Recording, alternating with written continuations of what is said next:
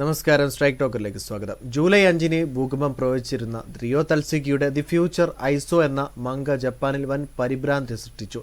ഈ പ്രവചനം ലോകമൊട്ടാകെ വൈറലായി. വിനോദസഞ്ചാരികൾ പാലായനം ചെയ്യുകയും തീരദേശ ദ്വീപുകളിലുള്ളവരെ ഒഴിപ്പിക്കുകയും വിമാനങ്ങൾ റദ്ദാക്കുകയും ചെയ്തു. ഇപ്പോഴും വലിയൊരു ശതമാനം പേരും മനസ്സ് വായിക്കുന്നതിനും ഭാവി പ്രവചിക്കുന്നതിനുമൊക്കെയുള്ള കഴിവുകൾ വിശ്വസിക്കുന്നവരാണെന്ന് തെളിയിക്കുന്നതായി ഈ സംഭവം.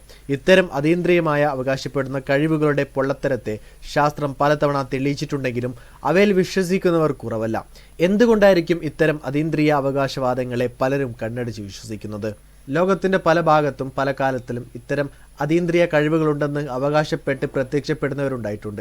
ഹംഗേറിയൻ ആത്മീയവാദിയായിരുന്ന ലാജോസ് പാപ്പ് എന്നാൾ തൻ്റെ മതസമ്മേളനങ്ങൾക്കിടെ വിവിധ ജീവികളുടെ രൂപത്തിൽ പ്രത്യക്ഷപ്പെടുമെന്ന് അവകാശപ്പെട്ടിരുന്നയാളാണ്. ലാജോസ് പാപ്പിന്റെ അനുയായികൾ അത് വിശ്വസിക്കുകയും ചെയ്തിരുന്നു. മറ്റൊരു അത്ഭുത പ്രകടനക്കാരനായ ജെയിംസ് ഹെൻറിക് എന്നയാൾ ഒടുവിൽ തന്റെ കഴിവുകൾ ജയിലിൽ നിന്നും പഠിച്ചതാണെന്ന് കുറ്റസമ്മതം നടത്തിയിരുന്നു.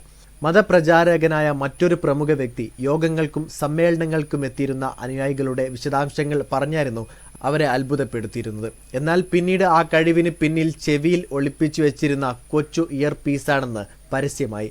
അദ്ദേഹത്തിന്റെ ഭാര്യയായിരുന്നു അനുയായികളെക്കുറിച്ചുള്ള വിവരങ്ങൾ വയർലെസ് മുഖേന ചെവിയിലെത്തിച്ചിരുന്നത്.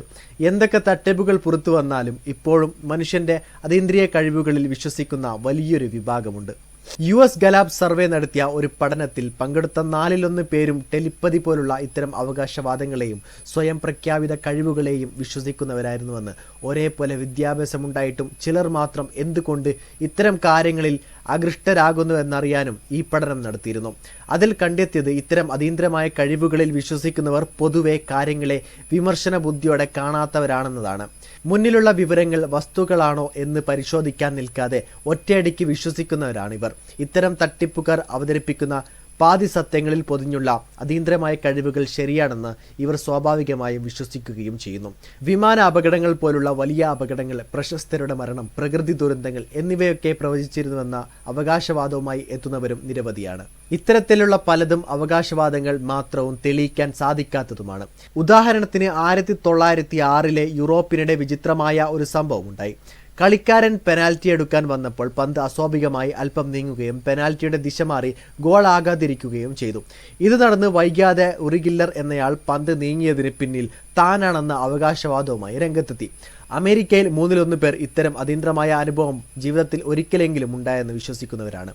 പഠനത്തിൽ പങ്കെടുത്ത സ്ത്രീകളിൽ പകുതിയും ആത്മാവിന്റെ സാമീപ്യം അനുഭവിച്ചെന്ന് അവകാശപ്പെടുന്നു. കാര്യങ്ങൾ വിശകലനം ചെയ്യാൻ താല്പര്യമില്ലാത്തതുകൊണ്ടോ യഥാർത്ഥ അനുഭവത്തിന്റെ കുറവോ ലോകത്തെ കൂടുതൽ രസകരമാക്കുന്നതിന്റെ ഭാഗമോ ആയിട്ടായിരിക്കാം ഇവർ ഇത്തരം വിശ്വാസികൾക്ക് പുറമെ പോകുന്നത്. എന്നാൽ ഇത്തരം വിശ്വാസങ്ങളെ തകർക്കുന്ന ദൗത്യമാണ് പലപ്പോഴും ശാസ്ത്രത്തിനുള്ളത്. ലോകം പലതവണ അവസാനിക്കുമെന്ന് പ്രവചിക്കപ്പെട്ടിട്ടുണ്ട്. എന്നാൽ ഓരോ തവണയും പ്രവചനങ്ങൾ തെറ്റി. മനുഷ്യരാശിയുടെ ചരിത്രത്തിലുടനീളം നിരവധി പേർ ലോകാവസാനം പ്രവചിച്ചിട്ടുണ്ട്. ഏതൊക്കെയാണെന്ന് നോക്കാം.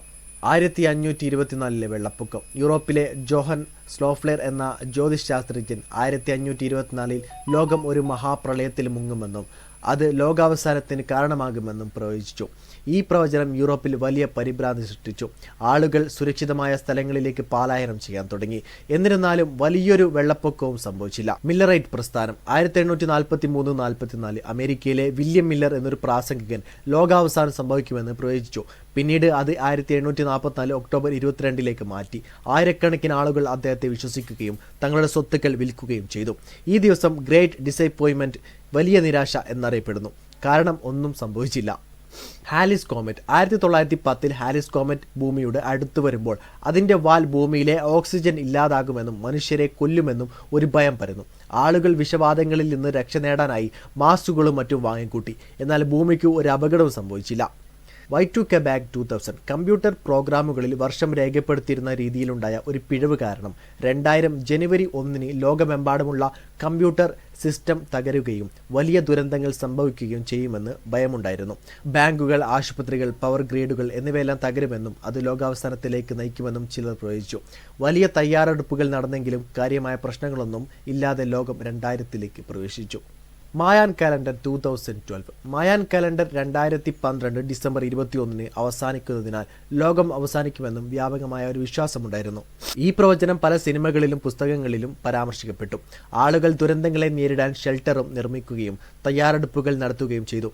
എന്നാൽ ആ ദിവസം കടന്നുപോയി. ലോകത്തിന് ഒന്നും സംഭവിച്ചില്ല.